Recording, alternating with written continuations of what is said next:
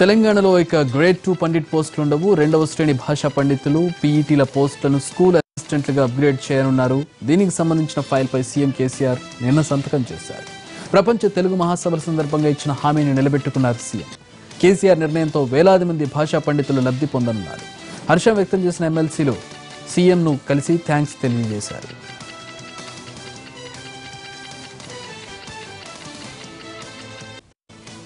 ఉపాధి హామీ పథకం పనులను తనిఖీ చేయాలని అధికారులను ఆదేశించారు సీఎం కేసీఆర్. అక్రమాలకు చోటు లేకుండా గ్రామాల్లో అభివృద్ధి పనులు జరిగేలా చూడాలని సూచించారు.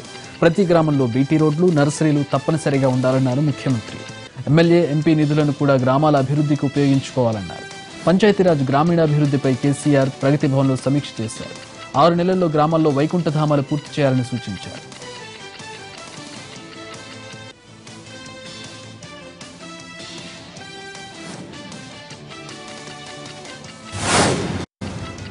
తెలంగాణ అసెంబ్లీ స్పీకర్ పోచారం శ్రీనివాసరెడ్డి ఇంట్లో విషాదం నెలకొంది. ఆయన తల్లి పాపవ్వ మృతి చెందారు. కొద్ది రోజులుగా అనారోగ్యంతో బాధపడుతున్న పాపవ్వ బాన్స్వాడలోని ఏరియా ఆసుపత్రిలో చికిత్స పొందుతూ మృతి చెందారు. పోచారానికి మాతృవియోగం కలిగిందన్న సమాచారం తెలుసుకున్న పలువురు నేతలు సంతాపం ప్రకటించారు.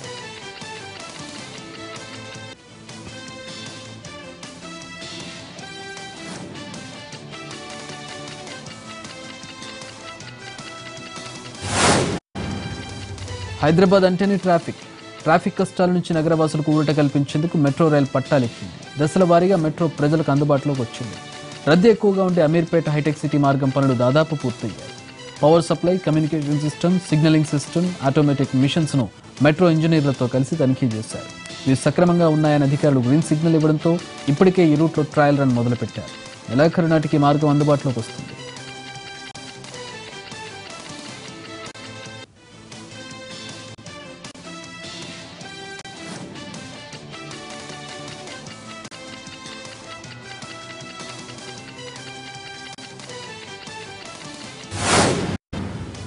పదమూడు కిలోమీటర్ల దూరం ఉన్న అమీర్పేట్ హైటెక్ సిటీ మార్గంలో రైళ్ల రాకపోకలకు పనులన్నీ పూర్తయ్యాయి. రూట్లో రైళ్లకు 18 రకాల సామర్థ్య పరీక్షలను వరుసగా నిర్వహిస్తున్నారు. ఈ మార్గానికి సంబంధించి రైల్వే శాఖ పరిధిలోని కమిషనర్ ఆఫ్ రైల్వే సేఫ్టీ ధృవీకరణ పత్రం అందించాల్సి ఉంది. ఈ నెలలో సేఫ్టీ సర్టిఫికెట్ రావచ్చని మెట్రో అధికారులు ఆశిస్తున్నారు. ముఖ్యమంత్రి కేసీఆర్ చేతుల మీదుగా ఈ మార్గంలో మెట్రోను ప్రారంభించేందుకు హైదరాబాద్ మెట్రో రైలు సన్నాహాలు చేస్తోంది.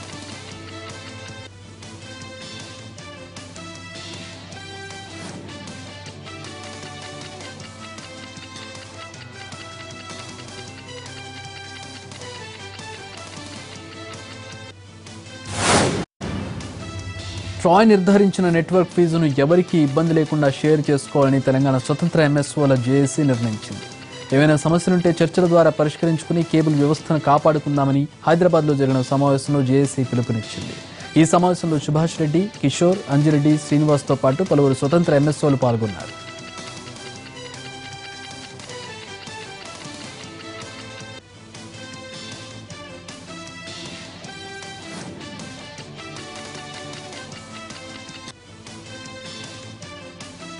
కేబుల్ ఆపరేటర్కు ఇటు ఇబ్బంది జరగకుండా, కస్టమర్కి ఇబ్బంది జరగకుండా, ఏదైతే పే ఛానళ్ళ వారు రేటు తగ్గకున్నా కానీ, వారు తగ్గించకున్నా కానీ, ఎట్టి పరిస్థితుల్లో వారు ఏమీ తగ్గించకున్నా కానీ మేము ఈరోజు ఇక్కడ ఈ హైదరాబాద్లో సమావేశమై తెలంగాణ ఇండిపెండెంట్ ఎంఎస్ఓలో సమావేశమై అందరము ఇక్కడికి వచ్చిన వారు, రానివారు అందరూ ఏకగ్రీవంగా కొన్ని మా ఆపరేటర్లకు మరియు ప్రేక్షకులకు సానుకూలంగా నిర్ణయాలు తీసుకున్నాం.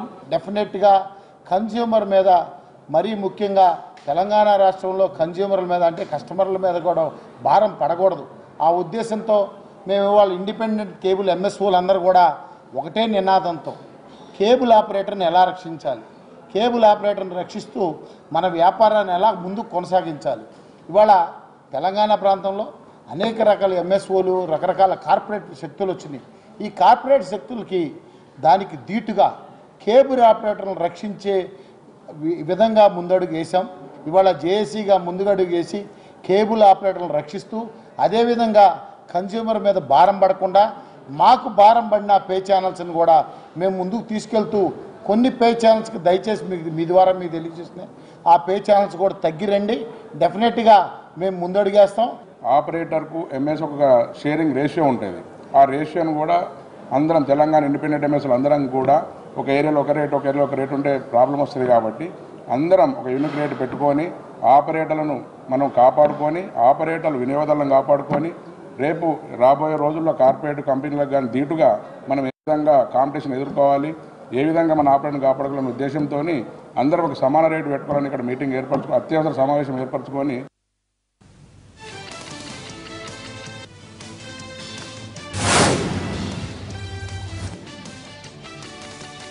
రాకేష్ రెడ్డితో సంబంధాలున్న తెలంగాణ పోలీసులపై చర్యలు తీసుకున్నారు ఉన్నతాధికారులు. నల్లకొండ ఇన్స్పెక్టర్ ఇబ్రహీంపట్నం ఏసీపీ మల్లారెడ్డిపై తెలంగాణ పోలీస్ శాఖ బదిలీ వేటు వేసింది. ఏసీపీని అంబర్పేట్ హెడ్ క్వార్టర్స్ కు అటాచ్ చేసింది.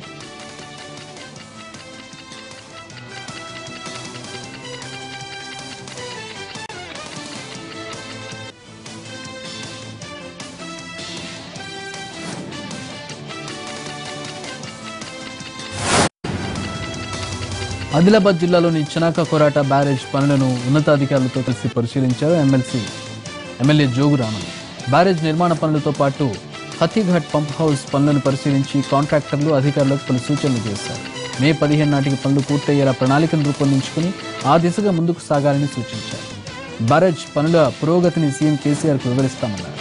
స్థానికంగా సమస్యలను సైతం సీఎం దృష్టికి తీసుకెళ్తానన్నారు జోగురామన్.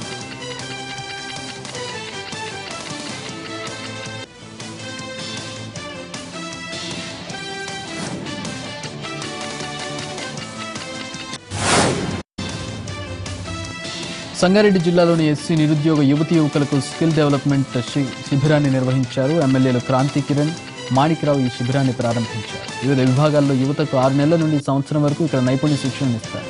ప్రభుత్వం కల్పించిన అవకాశాలను సద్వినియోగం చేసుకుని జీవితంలో ఎదగాలని ఎమ్మెల్యేలు సూచించారు. కేవలం సబ్సిడీలపైనే దృష్టి పెట్టకుండా ప్రభుత్వం అందిస్తున్న రుణాలతో జీవితంలో స్వయం ఉపాధిని పొంది మరికొంతమందికి ఉపాధి కల్పించే స్థాయికి ఎదగాలని ఆకాంక్షించారు.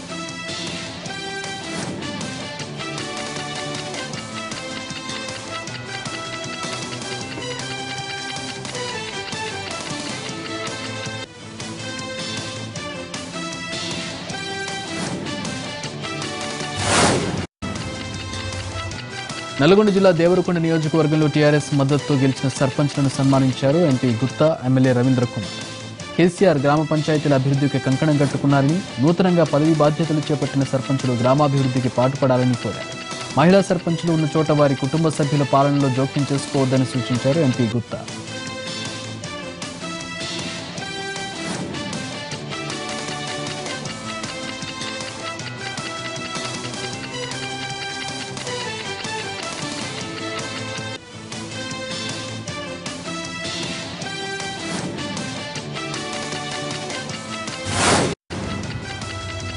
ఖమ్మం నగరంలోని టీటీడీసీలో జిల్లా అభివృద్ధి సమన్వయ పర్యవేక్షణ కమిటీ సమావేశం జరిగింది. జిల్లా collector R V Karnan, MP Pongireddy Srinivasa Reddy, అధికారులు, ప్రజాప్రతినిధులు సమావేశంలో పాల్గొన్నారు. జిల్లాలో ఉన్న సమస్యలపై చర్చించారు. దిశ పరిధిలోని కేంద్ర ప్రభుత్వ పథకాల అమలు, పురోగతిపై చర్చించారు. ఉపాధి హామీ, డబుల్ బెడ్రూమ్ ఇళ్ల నిర్మాణంపై ప్రధానంగా చర్చించారు. డబుల్ బెడ్రూమ్ ఇళ్ల నిర్మాణంలో జాప్యంపై అధికారులను నిలదీశారు ప్రజాప్రతినిధులు.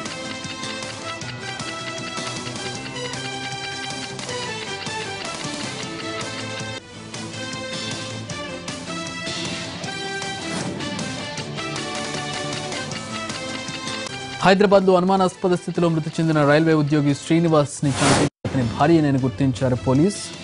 మొదటే శ్రీనివాస్ భార్యపై అనుమానం వ్యక్తం చేసిన పోలీసులు క్లూస్ టీమ్ సహకారంతో నిందితురాలి హత్యకు సహకరించిన ఆమె ప్రియుడిని అరెస్ట్ చేశారు. నిందితురాలు సంగీత ఇటీవల జరిగిన ఎస్ఐ రిక్రూట్మెంట్ లో ఉద్యోగం సాధించినట్లు కూడా గుర్తించారు పోలీసులు.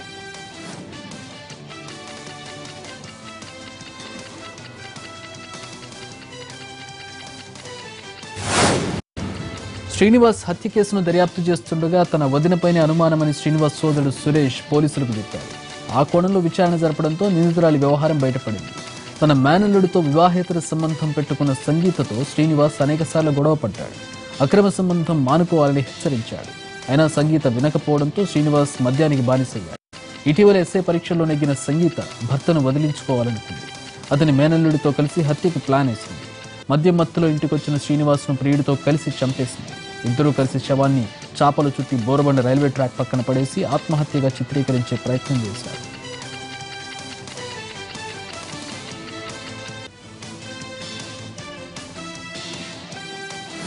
మానవ సంబంధాలు మంటగలుస్తున్నాయి.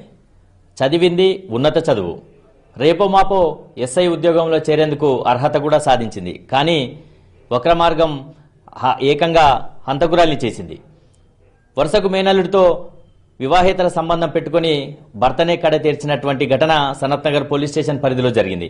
ఘటనకు సంబంధించి ఏ విధంగా హత్య జరిగింది, భర్తను హత్య చేయడానికి మేనల్లుడితో కలిసి సంగీత అనే వివాహిత ఏ విధంగా భర్తను హత్య చేసేందుకు పథకం రచించింది అన్నది కూడా ప్రస్తుతం మనతో మాట్లాడడానికి సనత్ నగర్ సిఐ చంద్రశేఖర్ రెడ్డి గారు ప్రస్తుతం మనతో ఉన్నారు. సార్ చెప్పండి, ఏం జరిగింది అసలు? మొదట ఆమె ఆత్మహత్యగానో యాక్సిడెంట్ గానో క్రియేట్ చేసే ప్రయత్నం చేసింది. భర్త హత్య చేయాల్సినటువంటి అవసరం ఎందుకు వచ్చింది? ఏ విధంగా బయటపడింది ఈ హత్య ఉదంతం? యాక్చువల్గా ఫస్ట్ అంటే 2వ తేదీ ఉదయం 9:30 గంటలకు మాకు ఇన్ఫర్మేషన్ వచ్చింది. రైల్వే పోలీస్ వాళ్ళ లోకల్ వాళ్ళు ఇన్ఫర్మేషన్ ఇస్తే మేము అక్కడికి వెళ్తే రైల్వే పోలీసు కూడా వచ్చి అది ఫస్ట్ మేము అందరూ ఏమనుకున్నామనుకుంటే ఇది రైల్వే ట్రైన్ కొట్టిందా ఏంది అనుకున్నాము. అయితే అది ట్రైన్ కొట్టింది కాదు, కొద్ది దూరం ఉంది, బాడీ దూరం ఉంది. ట్రైన్ కొట్టిన ఈ ఇంజురీస్ వేరే ఉంటాయి, ఇది మర్డర్ చేసిన ఇంజురీస్ వేరే ఉంటాయి. ఆ విధంగా హెడ్ ఇంజరీ ఉంది, ఓన్లీ మెయిన్ హెడ్ ఇంజరీ. తర్వాత మిగతా ప్రదేశాల్లో ఎక్కడ స్క్రాచెస్ ఉన్నాయి, ఈడ్చినటువంటి బాడీ ఈడ్చుకొచ్చినటువంటి స్క్రాచెస్ బాడీకి ఉన్నాయి. దాంతో మేము వేరే అనుమానం వచ్చింది. అయితే దాని నుంచి డాగ్ స్క్వాడ్ తర్వాత లీడ్ తీసుకుంటే బ్లడ్ స్టెయిన్స్ను పట్టుకొని పోతే వాళ్ళ ఇంటి వరకు పోయినాయి. బ్లడ్ స్టెయిన్స్ మధ్యలో బాడీ ఈడ్చుకొచ్చినటువంటి ఆనవాళ్ళు అవన్నీ ఉన్నాయి. అయితే ఈ ఇది జరిగింది బోర్బండ రైల్వే స్టేషన్ ట్రాక్ దగ్గర స్టేషన్ పక్కన ఉన్నటువంటి ట్రాక్ దగ్గర పడేశారు. ట్రైన్ ఎక్కలేదు, అది కొద్ది దూరం ఉంది. ఒకవేళ అప్పటికే కనుక రైలు కనుక వచ్చుంటే ఇది రైలు ప్రమాదంగా చిత్రీకరించే వల్ల వాళ్ళంతా కలిసి యాక్చువల్లీ వాళ్ళు ఏం చేశారంటే అనుకున్నారు, కానీ దగ్గర తీసుకుపోయిన తర్వాత ట్రాక్ మీద బండ పెట్టలేదు, పక్కకు బండ పెట్టారు. కొంచెం జస్ట్ ఒక 2-3 ఫీట్స్ దూరంలో బండ పెట్టారు, కానీ ట్రైన్స్ పోతానే ఉన్నాయి, బాడీకి ఏం తగలలేదు, దూరం ఉంది. కంక్లూజన్కి వచ్చారు. ఎందుకు సార్ భర్తను హత్య చేయాల్సినటువంటి అవసరం ఏమొచ్చింది? ఆమె కూడా రేపో మాపో ఎస్ఐ పరీక్షకు కూడా అర్హత సాధించింది. అయితే తరచు కొన్ని దగ్గర వీళ్లకు గొడవలు అయ్యేది, భర్తకు ఈమెకు. ఈ మధ్యలో 2017 స్టార్టింగ్లో 16 ఎండింగ్లో ఎవరైతే వీళ్ళ అల్లుడు ఉన్నాడో విజయ్ నాయకు ఈ మేనమామ ఇంట్లో 2 నెలలు ఉంటానని చెప్పేసి ఉన్నాడు అనమాట. అంతకుముందే ఫంక్షన్ వచ్చినప్పుడు వీళ్ళిద్దరికి కొద్దిగా అంటే క్లోజ్నెస్ పెరిగింది. తర్వాత వీళ్ళ ఇంట్లో ఉన్న తర్వాత ఈ అత్తకు అల్లునికి వాళ్ళకి ఇద్దరి మధ్యలో ఇల్లీగల్ కాంటాక్ట్స్ ఉన్నట్టు తెలుస్తుంది. తర్వాత భర్తకు తెలిసి భర్త వాటి ఒక 2-3 మంత్స్ తర్వాత వెళ్ళగొట్టేసింది ఇంట్లో నుంచి. దాని తర్వాత వీళ్ళిద్దరికి కొంచెం ఇంకా భార్య భర్తల మధ్యలో